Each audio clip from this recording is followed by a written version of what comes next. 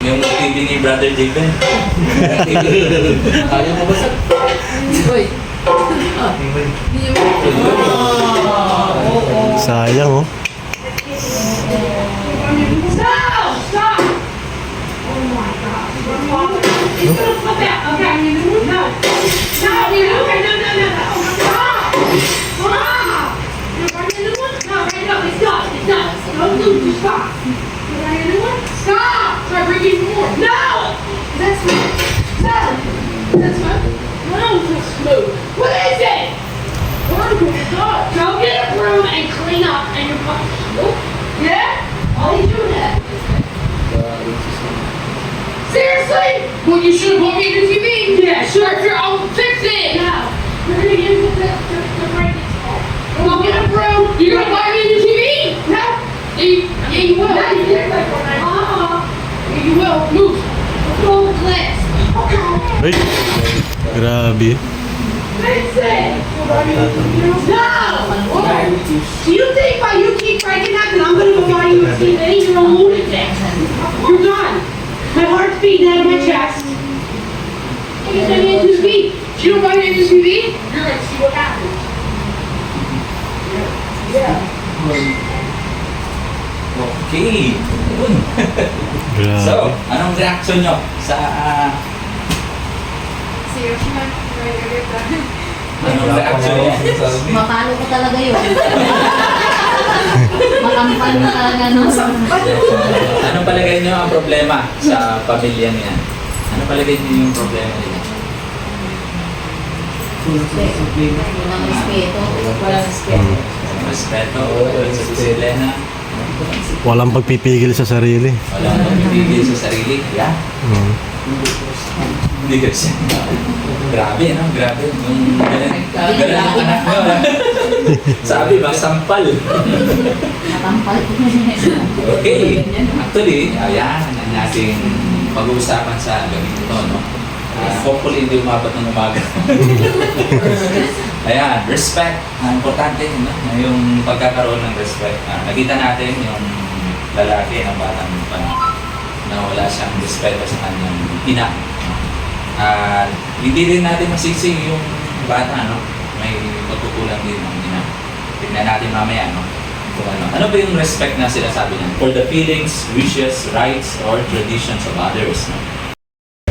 Asal, aral. Tayo din ba mga bilang Kristiyanong pamilya, no? Ito ay isa sa mga misyon natin, no? Na ang ating mga anak ay mapalaki natin sila ayon sa disiplina at katuruan sa Panginoon. Ephesians chapter 6 verse 4, sabi niya, Fathers, do not provoke your children to anger, but bring them up in the discipline and instruction of the Lord. So, disiplina, nandyan yung training, nandyan yung correction, pag sila nagkakamali. Nandyan yung parusa, para alam nila na hindi na nila ulitin. At the same time, nandyan yung instruction, yung pagtuturo. Minsan, ang kulang sa atin, no? Ay puro tayo, sa mga magulang, ay puro lang, no? Instruction, tinuturuan lang. No? Pero, tinaturo, no? Tinuturo. Mabisay. Gusto kayo, ako mo kay ano, ganyan. Yun yung paraan ko talaga na gusto kong matutunan nila na marunong silang magmano.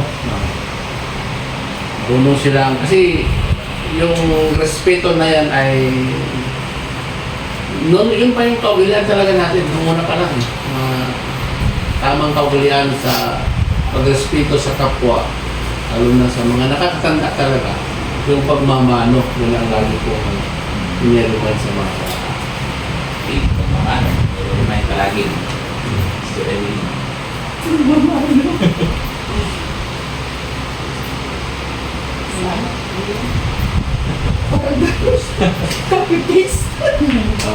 May ibang paraan naman, di ba, ng pagrespeto sa kapwa. Kaya pagrespeto sa magulang, pagrespeto sa mga nasa otoridad. Paano tinuro? Hindi lang sa pagmano. Meron pa. Marami pa. Yung pagsunod nila sa mga utos. Yung Yung utusan sila na... ako na lang magdagdag. Pwede na. Pwede naman. Yung ano ka, yung pag sabi ka ng magandang gabi po, iba din kasi yung pagmamano, iba din. Pero yung pagsabing dapat may po kung sa Tagalog na ano talaga, kailan, di mo wala ng po. No? Yung isa din sa ano dyan, pakita ng respeto yung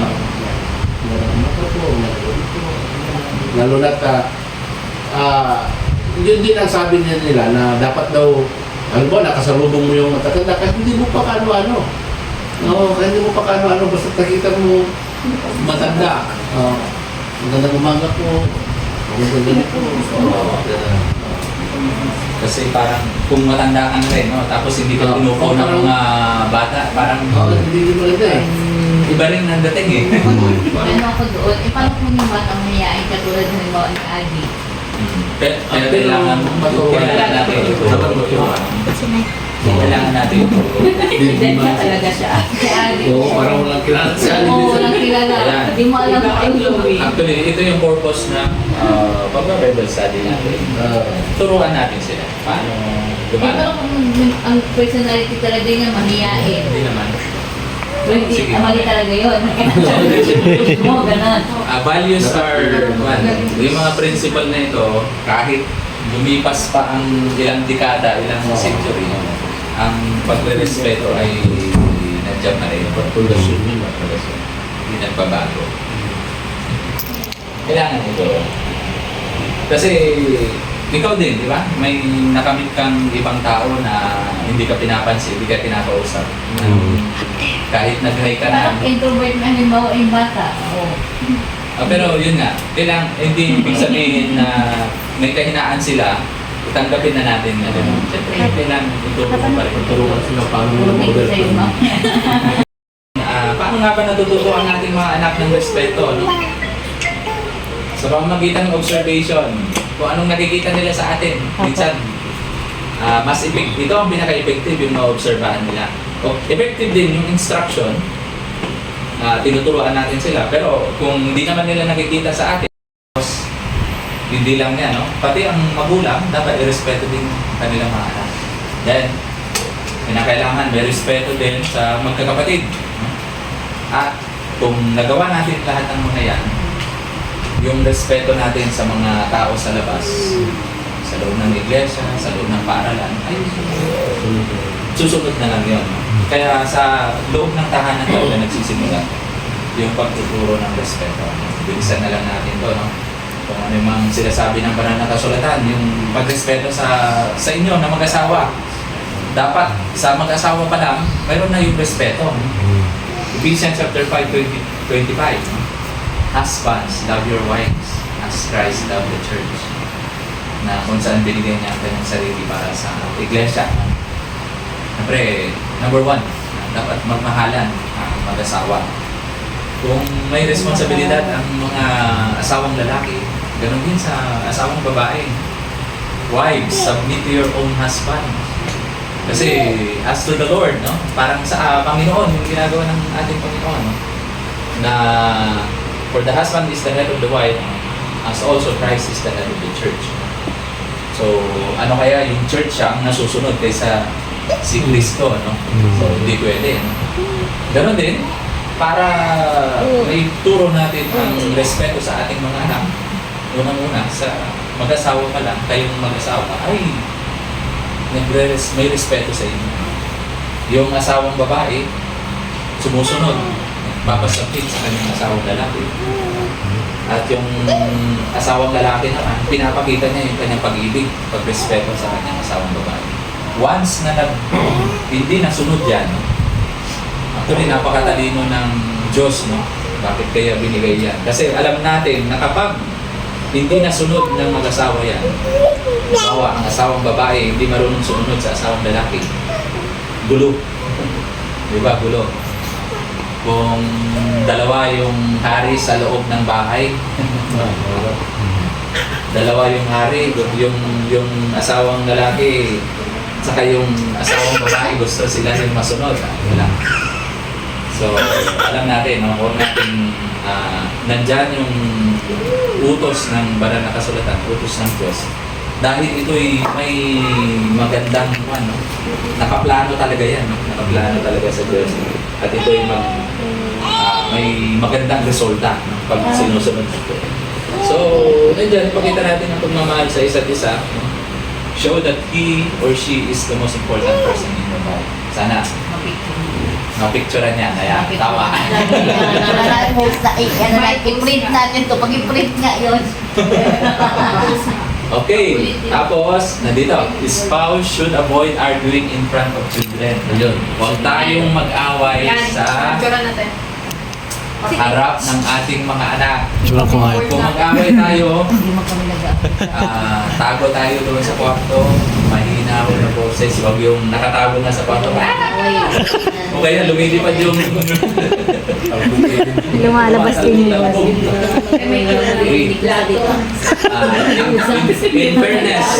In fairness sa amin, si tatay at si nanay, never ko silang nakitang nagbagayan. Nagsabunutan, no?